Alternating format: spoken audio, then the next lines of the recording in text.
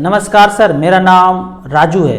Pension वाले fund से SWP से कितना मैक्सिमम एसडब्ल्यूपी कर सकते थे, पेंशन ले सकते थे, आगे क्या होगा पता नहीं, लेकिन जो स्कीम में इन्वेस्ट किया वहाँ से मैक्सिमम कितना पेंशन ले सकते थे, इसके बारे में देखते हैं। मैं हमेशा जैसे बोलता हूँ कि 10 लाख में 6,000 रुपया मैक्सिमम लेना है अभी से, अगर शुरू करते हैं तो बरछक 72 7.2% के रेट से आपको पैसा लेना चाहिए। लेकिन कोई ठान ले कि नहीं मुझे 10 लेना है, कोई कहे कि मुझे 15 लेना है, कोई कहे कि मुझे 20 लेना है, तो पीछे देखते हैं हिस्ट्री में 20 साल पहले क्या हुआ। अगर किसी ने 6,000 लिया, किसी ने 10,000 लिया, किसी ने 20,000 लिया, तो क्या क्या हुआ यहाँ पे देखते हैं।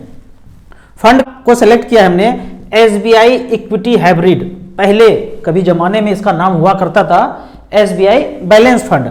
तो इस फंड में 10 लाख रुपया रखा और हर 1 तारीख को पेंशन लेना शुरू किया। शुरुआत में हम कहते हैं कि 6,000 रुपये पर मंथ लेना शुरू किया। कब से जमा किया? जनवरी 2002 में, और 1 महीने के बाद फरवरी 2002 से लेना शुरू कर दिया 6,000 रुपये पर मंथ, और 2022 तक ऐसा चला। तो यहाँ पे देखते हैं 10 लाख रखा, 6,000 रुपये पर मंथ लेना शुरू किया, तो 15 लाख रुपया जो है अकाउंट में ले लिया। मतलब 10 लाख रखा था और 15 लाख वापस ले लिया, और बाद में बैलेंस बचता है, इसको जोड़ना पड़ेगा इसे करके, इकाई दाई सैकड़ा, हजार, 10,000, लाख, 10 लाख, करोड़, 1,32,56,000। अगर दोनों को जोड़ दें, जो लिया और जो बैलेंस बचा, 1,47,00,000, 16% का रिटर्न इस फंड ने। किस फंड ने?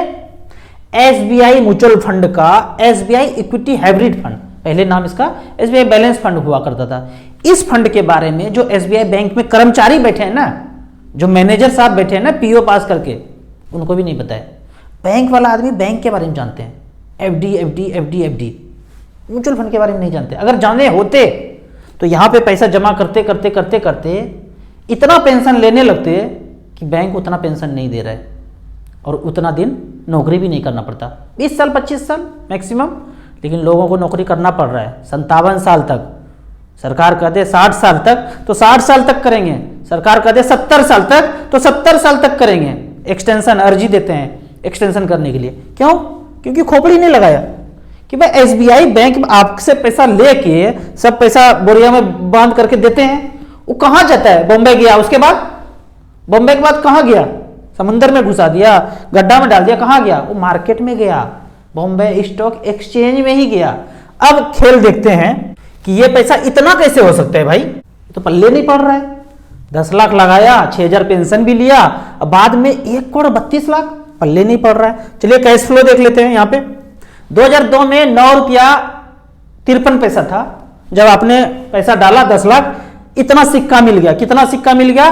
1,04,931 सिक्का मिल गया। अगले महीना आपने सेल किया 6,000 का, तो 619 सिक्का बिक गया। अब देखते हैं कि ये जो 10 लाख लगाया था उसका वैल्यू बच गया 10,10,000। ऐसे करके ये चलता गया। अचानक से देखेंगे गिर भी गया। ये चल रहा है, थोड़ा थोड़ा पैसा ले भी रहे हैं और ये गिर गया। गिर कैसे गया देखते हैं। 15 लाख तक गया, 17 लाख तक गया, 21 लाख तक गया, 23 लाख तक गया। यहाँ देखते हैं जून जुलाई में देखते हैं, यहाँ पे देखते हैं 9,86,000 से अचानक से 10,74,000 हो गया, बढ़ गया। क्यों बढ़ा? क्योंकि NAV का रेट 10.55 था और 11.56 हो गया, एकदम 10% बढ़ गया मार्केट। कब? 2003 जुलाई अगस्त का बात करते हैं। अब चलते हैं मार्केट में। 2003 में जुलाई अगस्त में देखिए, ये जुलाई, जून जुलाई और ये अगस्त, ऐसे करके ये बढ़ता चला गया मार्च 2004 तक। यहाँ देखिए ऐसे करके ऐसे बढ़ रहा है ना, धड़ाधड़ धड़ाधड़ धड़ाधड़। आप में से कुछ लोग बोलेंगे अरे हमको मार्केट क्यों दिखा दिए, हम तो बैंक में पैसा जमा किए थे SBI म्यूचुअल फंड में, ये मार्केट क्यों दिखा दिए? पैसा मार्केट में ही गया। आप कहीं भी पैसा धरती पे रखिएगा, वो पैसा मार्केट में ही जाएगा। ये नहीं कह सकते हैं अरे पाकिस्तान में परमाणु बम गिरा, कहीं भी गिरा, हमको क्या मतलब, गिरने दो ना, हम तो मच्छरदानी लगा के सो जाएंगे। ऐसे लोग सोचते हैं कि हमने FD में रख दिया, इंश्योरेंस में दे दिया, किसान विकास पत्र खरीद लिया, सुकन्या योजना खरीद लिया, तो हम तो मच्छरदानी लगा के सो गया, मार्केट कुछ भी हो जाए हमको कुछ नहीं होगा। होता है ना।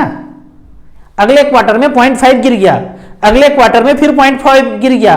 कभी 12% हुआ करता था, अभी 6% दे रहा है बैंक का इंटरेस्ट। कहाँ गया पैसा? पोस्ट ऑफिस का कभी 12% हुआ करता था, अभी 6% होता है। तो मच्छरदानी लगाने से कुछ नहीं होगा, ये पैसा जो है इसके चाल में ही चलना पड़ेगा। यहाँ पे देखेंगे तो सब गिरा, ओम भूर्भुवः स्वः, सब कुछ हुआ, जो भी लोगों ने पैसा जहां भी लगाया सबका गिरा है। यहाँ पे तो भूतकाल में तो पता ही है, मार धाड़ एक्शन से भरपूर, तो सब कुछ गिरा ही है।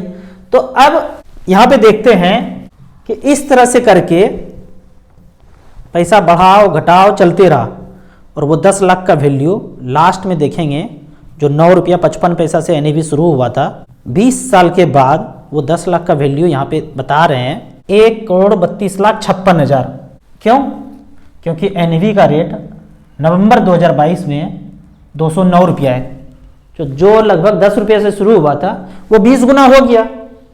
तो पैसा ले भी रहे हैं तो पैसा थोड़ा थोड़ा बढ़ भी रहा है।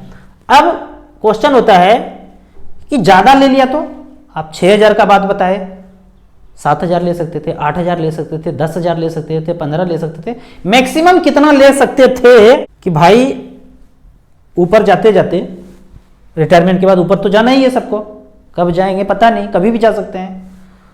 तो समीकरण सिद्ध करना है, एकदम इक्वल कर देना, पैसा बचाना नहीं है हमको, कोई नहीं आगे पीछे, सब जो है भी उनके पास पहले से भी बहुत पैसा है, सब कनाडा अमेरिका पढ़ के चला गया, उसके पास तो पैसा ही पैसा है। हमको समीकरण सिद्ध कर देना है, बराबर इक्विवेलेंट कर देना है।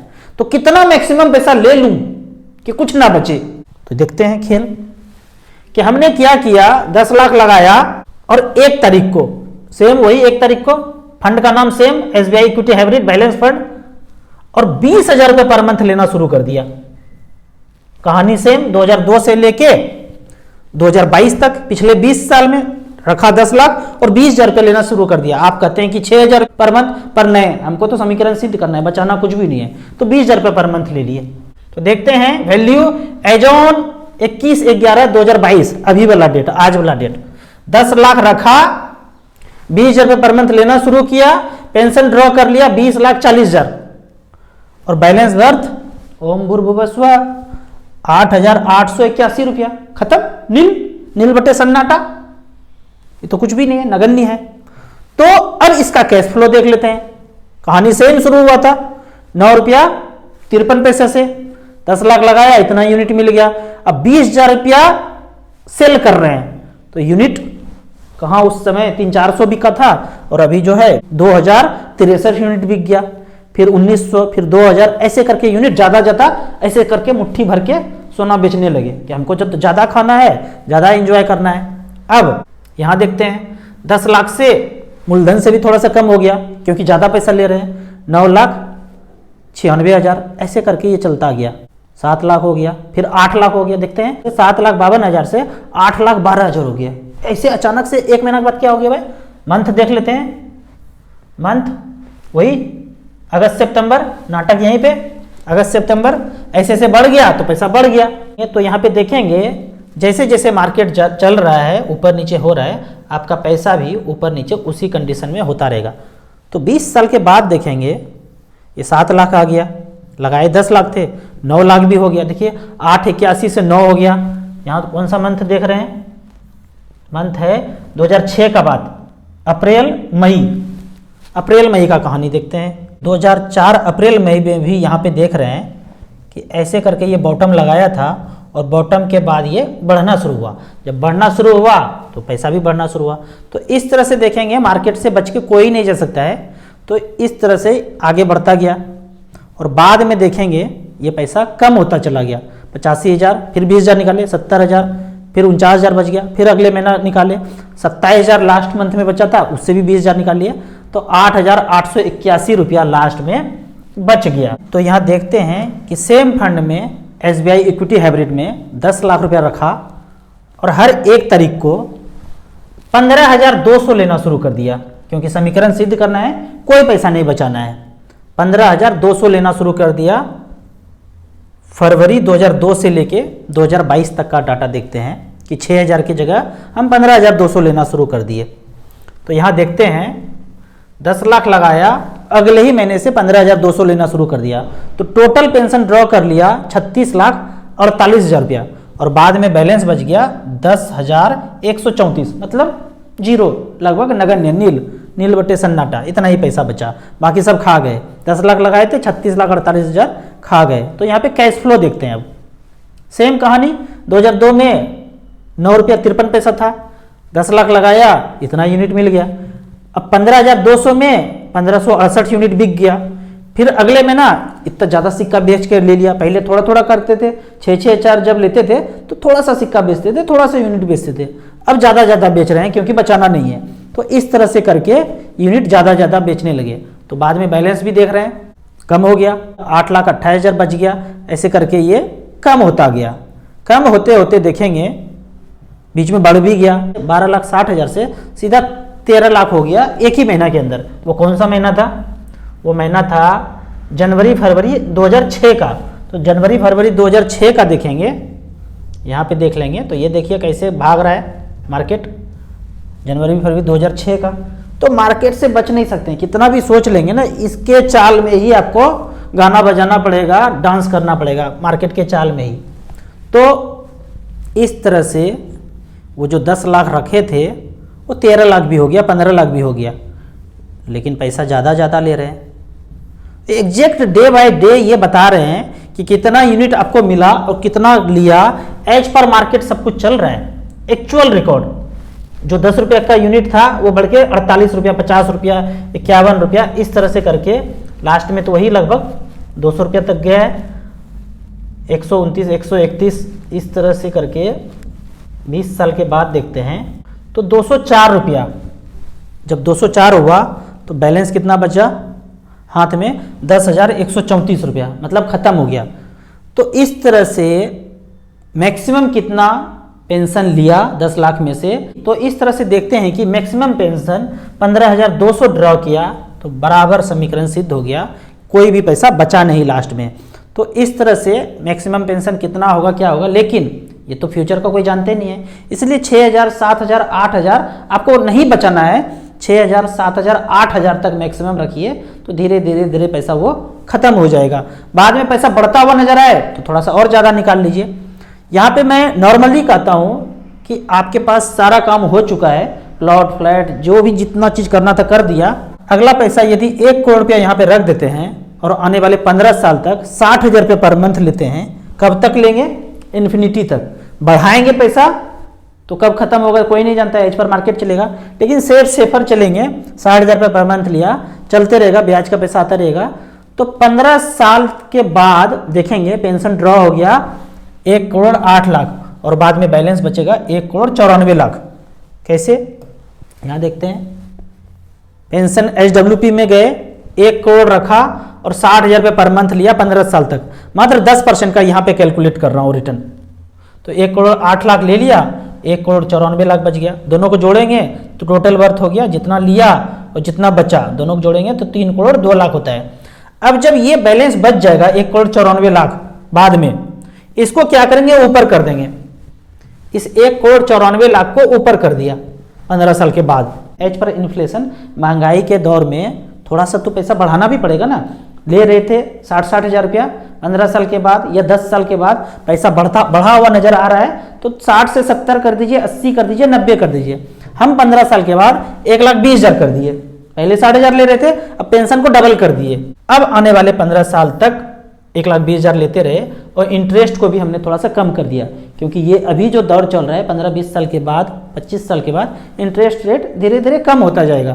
तो कम किया इंटरेस्ट, तो 1,20,000 की दर से टोटल पेंशन ड्रॉ किया 2 करोड़ 16 लाख और बाद में बैलेंस वर्थ बचा 15 साल के बाद 2 करोड़ 23 लाख। मतलब क्या है?